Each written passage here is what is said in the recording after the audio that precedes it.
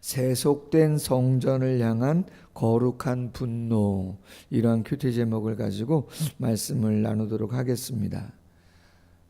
예수님의 생애를 보면 복음서가 그 발자취를 기록한 것인데, 마태, 마가, 누가복음은 요한복음하고는 조금 다른 어떠한 그러한 모습들을 보여줍니다. 그 많은 차이 가운데 특별히 오늘 본문이 다른 복음서에는 기록되지 않고 오늘 본문에만 기록되어져 있습니다. 우리가 잘 알고 있는 성전 숙정 사건, 정화 사건이라고 하는데요. 다른 복음서에는 거의 예수님이 마지막 돌아가시기 바로 전에 예루살렘에 올라가셔서 성전을 깨끗하게 하시는 사건이 기록되어 있는데, 오늘 본문은 초기에 제1차 성전 숙정 사건이라고 하는 정화 사건이 한 번 더 기록되어져 있는 것을 보게 되어집니다. 13절에 보면 유대인의 유월절, 출애굽을 기념하는 유월절이 가까웠다. 가장 큰 절기죠. 학자들에 의하면 요세푸스라고 하는 유대의 역사학자는 이 당시에 한 300만 정도가 예루살렘에 모인다, 그런 얘기를 하는데, 실제적으로 그 정도의 인원을 감당할 만한 숙박시설이 그 당시에는 없어서 보통 학자들은 한 20만 명 정도, 300만은 아니고 한 20만 명 정도가 예루살렘에 모이지 않느냐, 엄청난 숫자입니다. 예루살렘 성이 그렇게 크지 않습니다.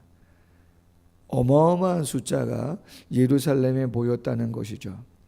자, 예수님도 함께 올라갔습니다.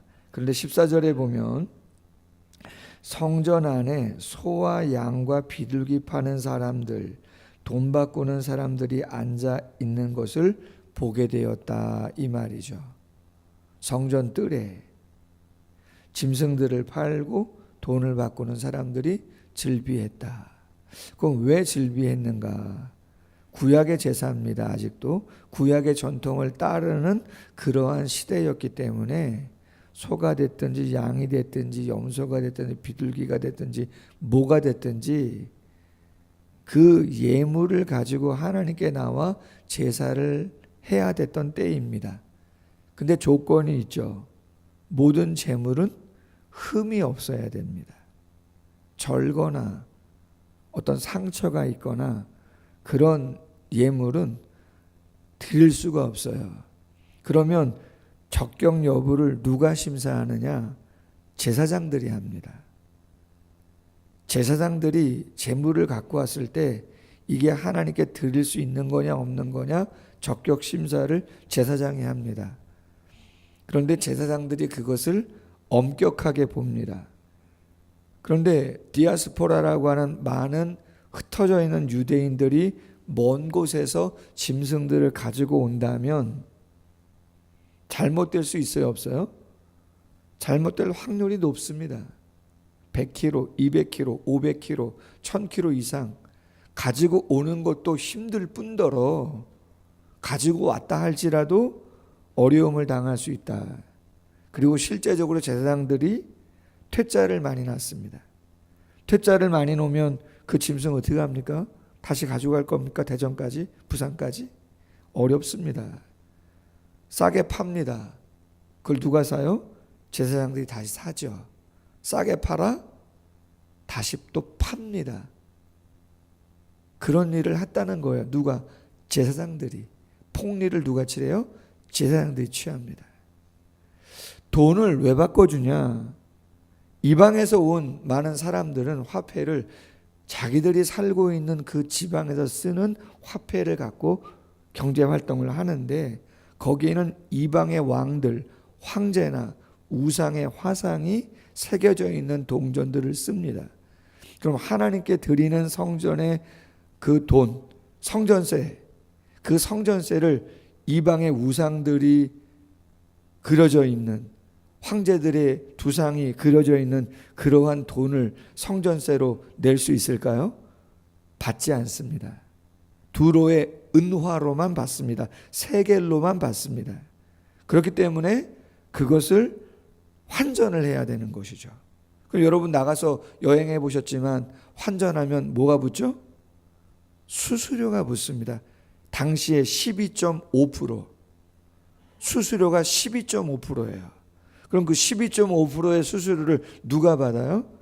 제사장이 받는 것입니다. 임대 누가 권한이 있어요? 제사장이 권한이 있습니다.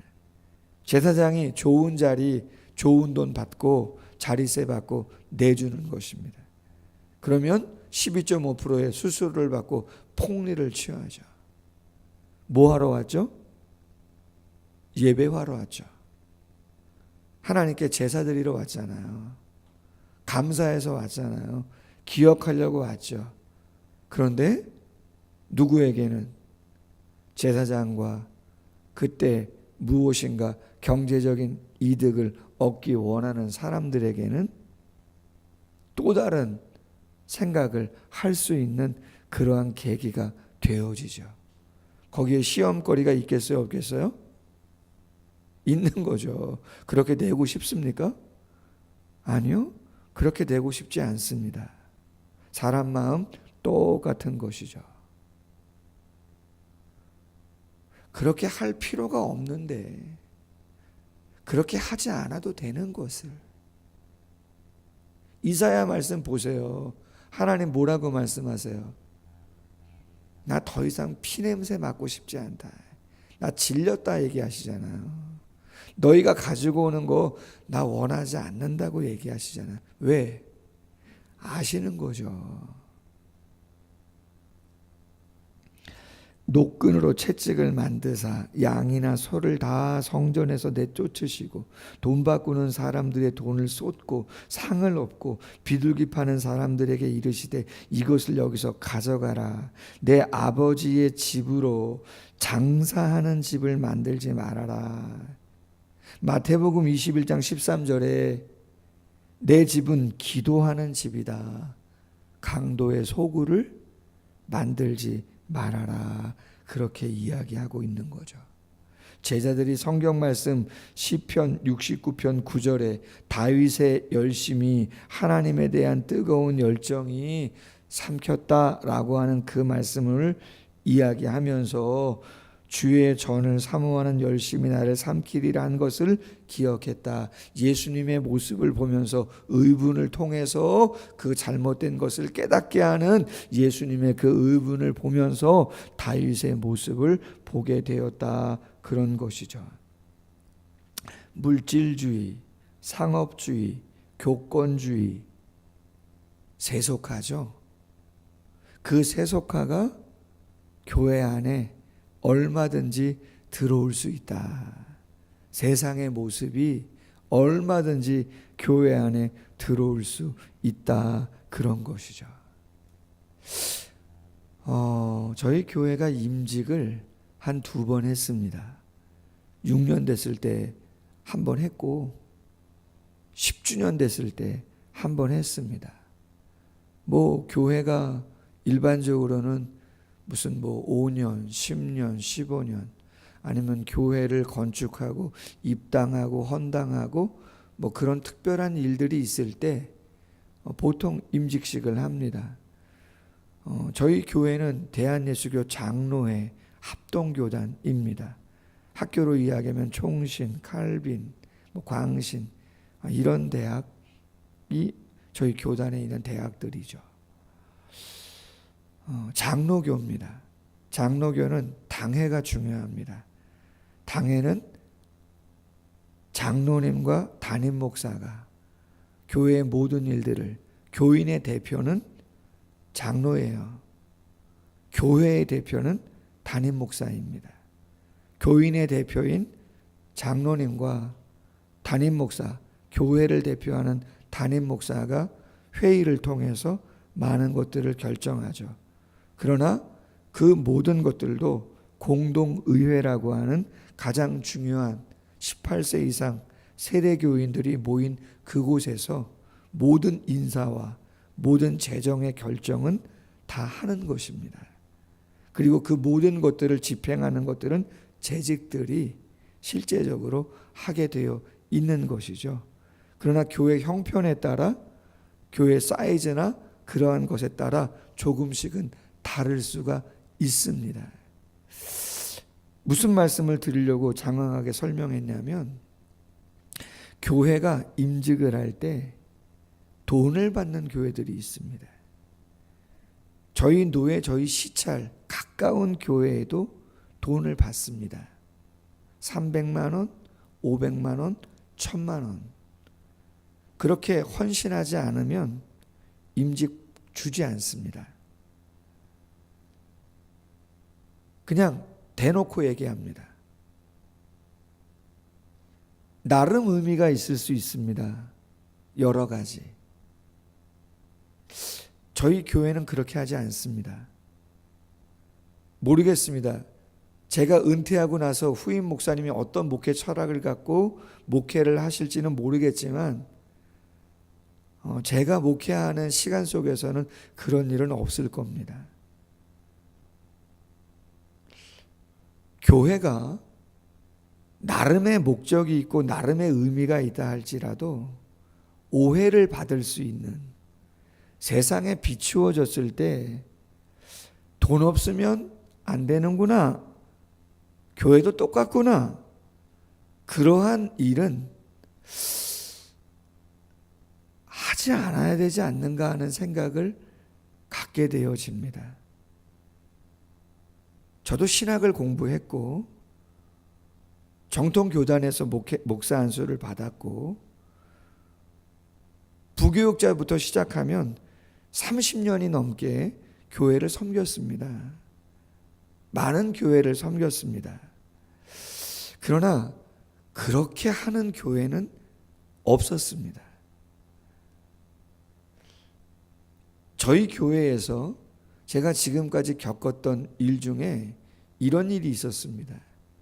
어느 전도회에서 카톡창에서 담임 목사 생일날 선물을 하자 말자 투표를 한 적이 있었어요. 저희 교회에서였습니다. 제가 한 1년 정도 지나고 나서 그 일을 들었습니다. 충격이었습니다. 결국은 안 했습니다. 웃기죠? 여러분, 그 카톡창에는 새 가족도 있습니다.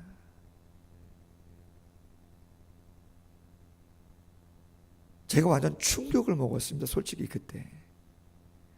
제가 20년 넘게 목회하며, 이 20살 때부터 목회하면서 어느 교육자의 생애를 챙기는 거 있을 수 있겠죠. 뭐 그럴 수도 있겠죠. 투표를 한다? 전 처음 들어봤습니다. 원하지도 않습니다. 제가 말씀드렸잖아요. 3만 원짜리 넥타이 선물하고 목회자들 흔들지 말라고. 김인중 목사님이 하신 이야기예요. 만명교회가 넘는 교회를 세우신 목사님이 그런 이야기를 단상에서 직접적으로 하셨거든요. 좋은 마음이지만 그 좋은 마음이 어떠한 모습으로 비춰질까 또 생각하시고 결정하셔라. 카톡창 개인적으로 하실 일은 개인적으로 하십시오. 덕이 되지 않는 말투나 그러한 것들은 카톡창에 절대로 남기지 마세요. 다 시험거리입니다. 교회가 어떠한 공동체인가를 또 생각하시고 또 생각하셔라. 좋지요. 몇백만 원씩 몇천만 원씩 헌금하신다면. 아닙니다. 합당한 일이 있으면 저에게 이야기하세요. 얼마든지 덕이 되고 유익이 된다. 얼마든지 합당한 절차를 밟아 얼마든지 성도들에게 의견을 묻고 오케이 하시면 얼마든지 하겠습니다. 그러나 그렇지 않다면 쉽지 않습니다. 유대인들이 대답합니다. 예수께 말하기를 내가 이런 일을 행하니 무슨 표적을 우리에게 보이겠느냐. 예수님이 그렇게 의분을 행하시니까 막 뒤집어 엎고 난리를 치시니까 유대인들이 제사장들이 난리가 났겠죠. 이 권위가 어디서 났는데 네가 뭐라고 그런 일을 하느냐 막 성을 부리면서 얘기했겠죠. 표적이 뭐냐 이야기했겠죠. 여러분, 표적 신앙은 경계하셔야 됩니다. 표적이 있을 수 있습니다. 기적이 있을 수 있습니다. 병을 고친다, 사람이 낫는다, 미래를 맞춘다, 그건 누구도 할 수 있다고요? 사탄도 할 수 있습니다. 요한계시록 말씀 나눴잖아요. 병을 낫게 하는 건 사탄도 할 수 있는 거예요. 미래를 점쳐주는 건 사탄도 할 수 있는 거예요. 엄한 데 가서 머리 숙이고 기도받는다고 그런 일 좀 하지 마시라고요. 성경에 수도 없이 나옵니다. 표적, 수많은 표적 사탄도 할 수 있다니까요.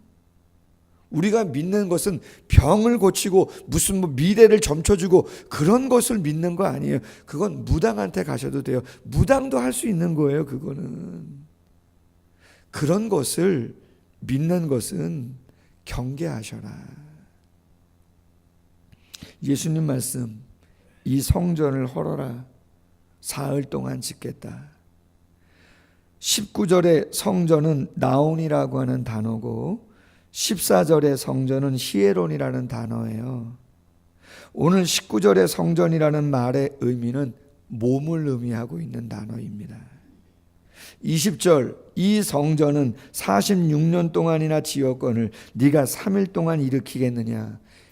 지금 공사하고 있는 헤롯 성전은 스룹바벨 성전을 중건하는 더 크게 짓고 있는 헤롯 성전을 말하는 거죠. BC 19년부터 AD 46년에 완성된 성전입니다. 어마어마한 성전이죠.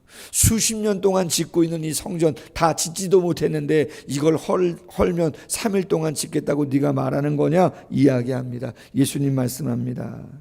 성전된 자기 육체를 가리켜 말씀하신 것이라.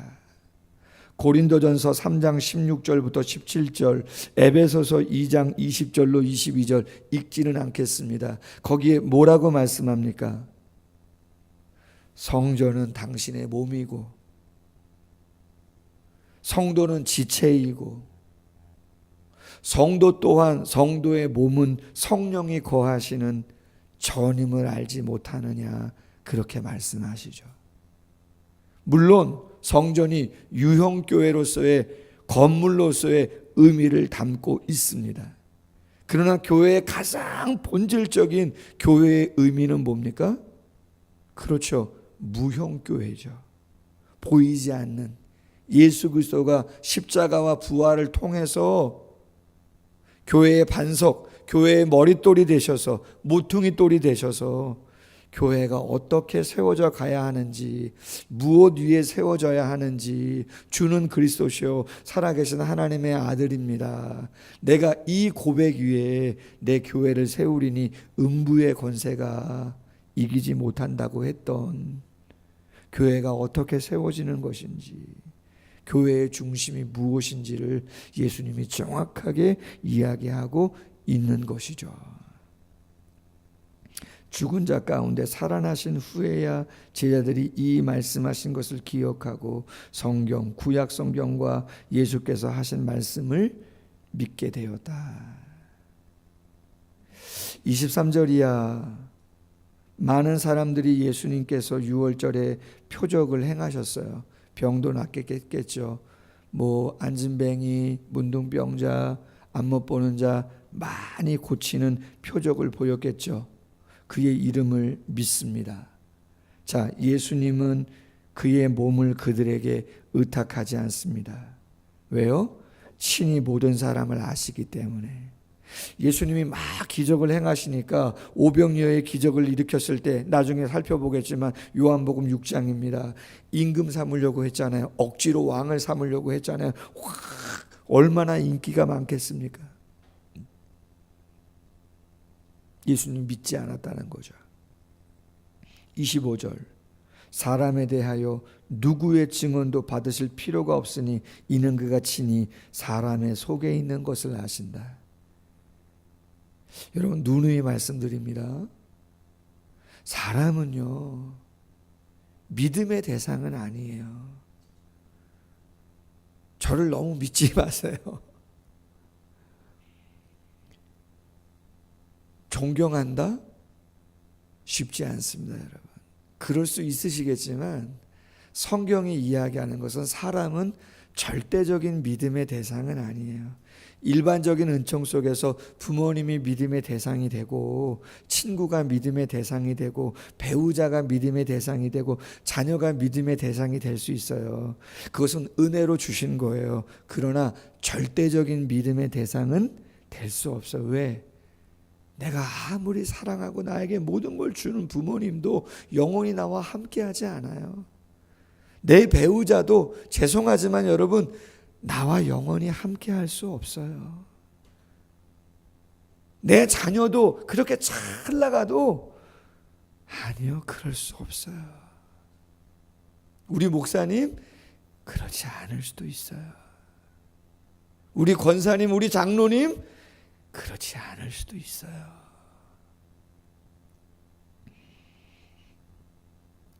이사야 2장 22절에 너희는 인생을 의지하지 말아라.